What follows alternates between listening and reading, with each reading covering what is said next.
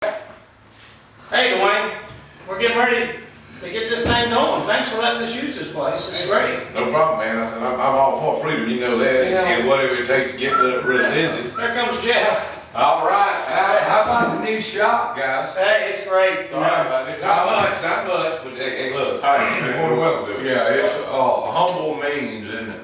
Well, you know. We are at humble means at this point. We're humble people. Well, hey guys, you know, with this Myrtle Beach convention coming on, we need to go overdrive. You know, this guy named Joe Dugan, we got to goddamn build some signs. They're wanting to wait until after the primary to get behind any one candidate. It's the craziest thing I've ever heard. How does that work? I mean, they don't want to know who all is running. We got national TV. We got national TV on, and they're not going to have a straw poll. That following that. Now, straw poll is the temperature of the room at that time, how people were feeling. But they don't want it. I'm blown away. And no one knows what the deal was made. Did Dugan make a deal with candidates to come, or did Dugan make a deal with people that are giving money? Or outside influence. Outside influence. And if you read the internet, he's talking about bringing people from out of state in to help him win election. Well, that's only after the primary, and then he thinks that we can organize all these busloads and thousands of people to come in and knock on doors to get the vote out a second time. Well, you know, in order to elect a weak candidate that has gone in there because he had no support. You know, Mitch McConnell is fighting for his life. He's the minority leader in the Senate for Republicans, and he is within a 1 point. That's a tie when you're looking at politics at this point. He's fighting for his life this far out from a primary. And it's only because there's one guy running against him, a Tea Partier who's going after Mitch McConnell.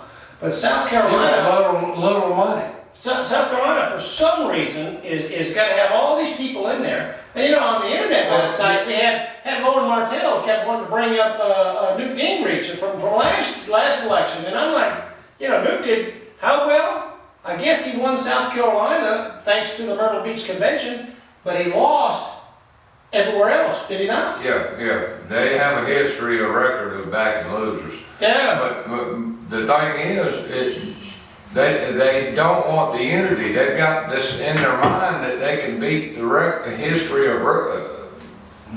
history shows that you can play this game and then get to a runoff and then back a candidate. It doesn't work like that. No. It doesn't work. It never has. All these dumbasses, Jeff. Dumbasses that think that we need to hang on and wait and get this candidate. You know, it blows my mind. My personal opinion is that a lot of these candidates have been brought in to take votes away from Lee Bryant.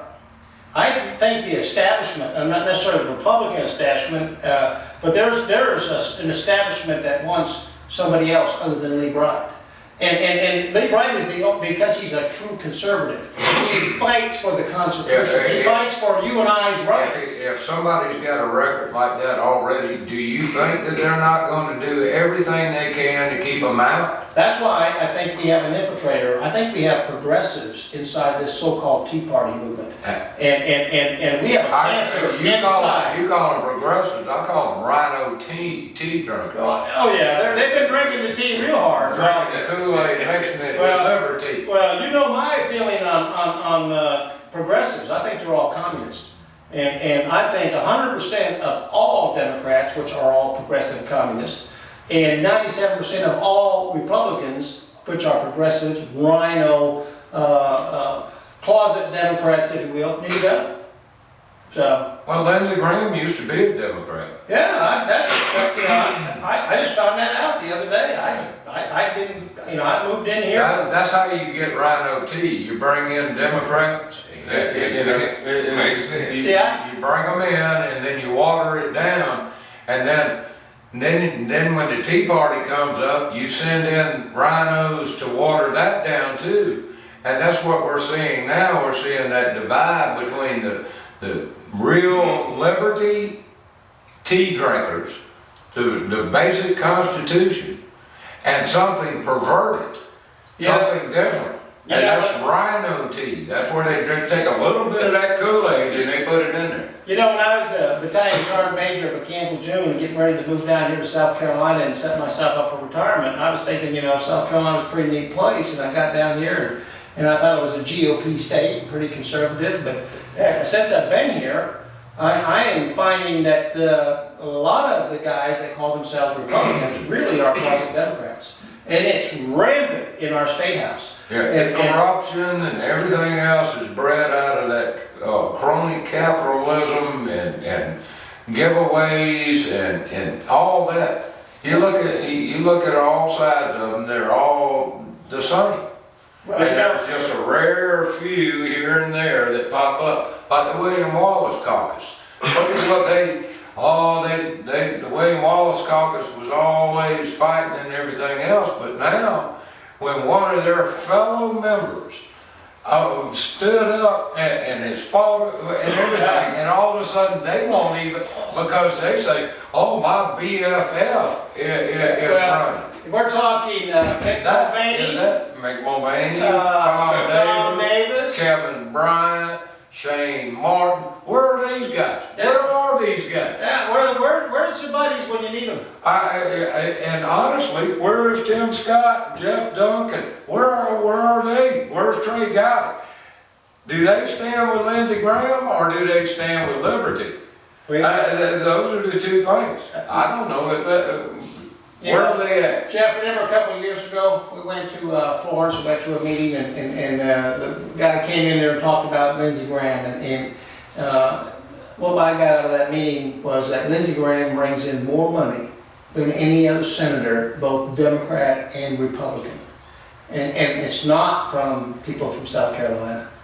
And we know that he right now is talking about, you voted for me, I'll vote the way I want to, not the way he's supposed to represent us.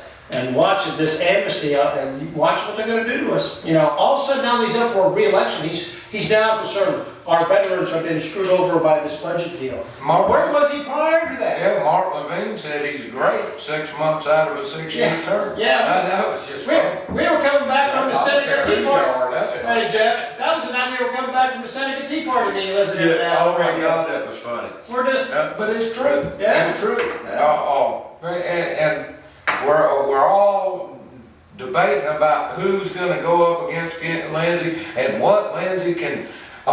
He might use this, and we're scared and everything. The only way to win this election is to get behind one candidate, push that rascal to victory, and get the people, and then claim it. and get the citizens that don't understand what's going on to follow the bandwagon. Until you do that, this last 2 weeks, you wait till the primary, you ain't going to get no bandwagon of voters. That's re-electing Lindsey Graham. That's why I really believe Joe Dugan is all about Lindsey Graham.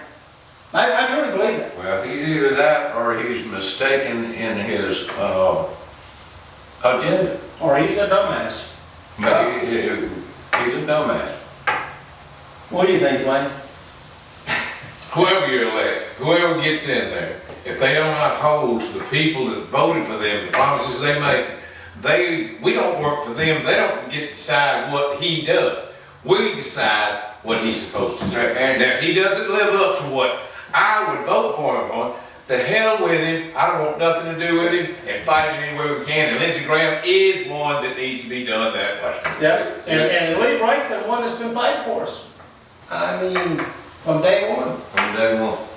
He's got a perfect voting record for conservatives. Look, we got to get to work. We can't. Yeah, we got to fix some more signs. Exactly. Yeah. Jeez. The fight for liberty continues. We just got done painting with the third stage on 30 different truck signs. Yeah. The orders are flying in.